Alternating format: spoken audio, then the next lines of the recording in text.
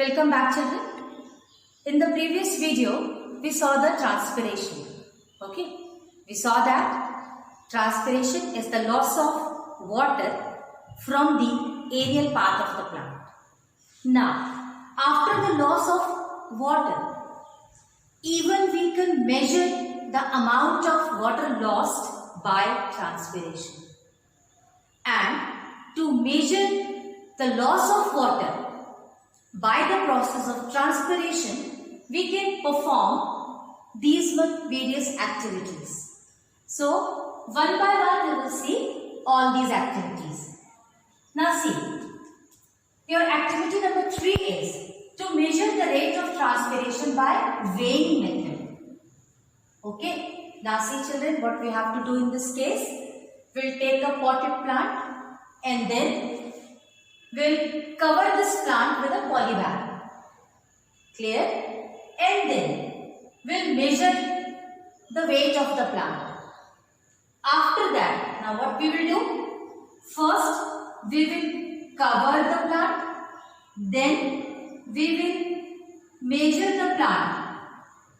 After measurement, what other thing we can do? We'll keep this plant for few hours.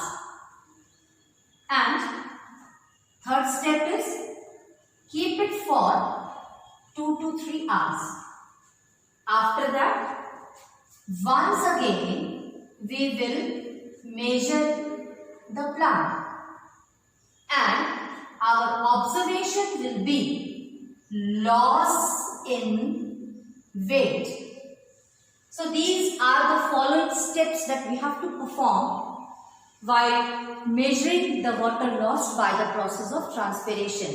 Simple. Take a potted plant, cover it with a poly bag so that water should not lost from the soil particle. And after that, take the measurement of the plant, keep it as it is for 2 to 3 hours, and after 2 to 3 hours, once again we will measure and then we will find out the loss in weight. Clear? Now, along with this, we have one more activity, activity number 4, and this is a volume method. Now see what we have to do in this case. We'll take a jar and to that jar, with the help of a tube, we can add one graduated tube. Okay. Now this tube is labelled with marking and we will fill water in this tube as well as we will fill water here also. After filling the water, we will put one plant into this and then tie its mouth tightly so that there should not be any water loss from this jar. Clear? Now see what we have done. We took a jar along with a graduated tube. Now we'll fill both of them with water and then put one plant into this jar and cover its mouth tightly so that there should not be any water loss. And then we have to keep this for again 2 to 3 hours. Now suppose children, this is the initial reading of the water that we have already taken and keep it for 2 to 3 hours. After 2 to 3 hours, what we will observe that the initial water level has come down till here and now this is your final water level. So where this much amount of water has gone, that is lost by the leaves by the process of transpiration, and now we can measure this much volume of water. Clear? So this is the second method to measure the amount of water that has been lost from the plant. Now see the third one. This is the third experiment, also known as weighing volume method. What we have to do in this case, again we will take a test tube and put water. We have to keep one plant in this, take one twig of the plant and keep it inside. And then you cover it with the oil. We have to put some oil also because once again, we have to prevent the loss of water directly from the test tube. So what we will do? We'll cover or we will put oil here. Clear? Now this is our initial reading of the water. Again keep it for 2 to 3 hours. After 2 to 3 hours, what we will observe that the water level has fallen down or it has come down. Okay, along with this, oil has also come here. So now, this much of water has been lost. So this is the method to measure the amount of water lost by the plant. Now after this, children, we have one more important experiment to measure the amount of water that has been lost, and the experiment is transpiration by Genong's photometer. So now our next activity is transpiration by Genong's photometer. Okay?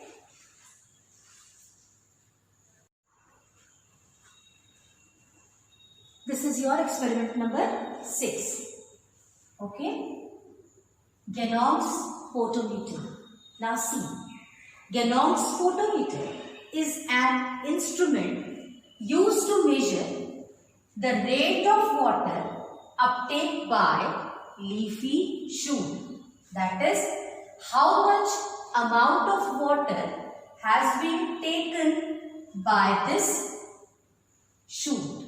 This is the main purpose to use Genong's photometer. Clear? Now, what happens in this Genong's photometer? This Genong's photometer consists of basically 3 things. Now, this is the white container, okay, or we can say that it is a white jar or tube, and this is reservoir, and this is your graduated tube. Okay, now in the graduated tube we can see the measurements. Clear? Now what to do in this experiment? We will completely fill each and every instrument of this Genong's photometer with water. So we have to put water here also. Fill this till here and fill this reservoir also with water. Now put one stopcock here so that water from this side should not come here. It should be tightly closed. Okay. Now this is beaker and we have to keep colored water in the beaker so that the uptake of water can be seen easily. Now introduce some air bubbles.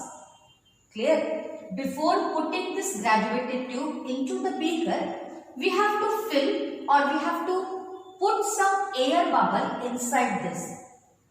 After arranging or after putting some air bubbles, keep this tube inside the water. This is the step. Now what to do? You just put one twig of the plant, green leafy shoot, and keep it here. Tight this. Now keep it for few hours. After few hours, after 2 to 3 hours, we will observe that the air bubbles has moved from its original position to here. Now, if the air bubble has moved, it means that much amount of water has been taken or absorbed by the leaves. And that's why only the air bubble has moved. Okay. So with the help of this Genong's photometer, we can find out or we can measure the amount of water uptake by the leafy shoot. Now children, we can bring this air bubble to its original position by releasing the water from the reservoir. So what to do now? Open the stopcock, once again the water that is kept in the reservoir, it will come here and the air bubbles will once again go back. Clear? So, by the movement of air bubbles, we have found that the water has been taken by the leafy shoot. Now, this is all about the Genong's photometer. But children, in using the Genong's photometer, we have few drawbacks also. Now, what are these drawbacks? Number one, it is difficult to introduce air bubble. Okay, we cannot introduce air bubble very easily. So, we have to put a lot of effort into this. Now, see, the next, because I told you that we will take a twig of the plant. So, if I am taking twig of the plant, then plant may die. It is not possible to keep the plant alive. So, twig of the plant is not good because the plant can die at any time. Now, next, change in the environment. Change in the environment. What are the changes in the environment? Like temperature, humidity, air velocity. What are the changes?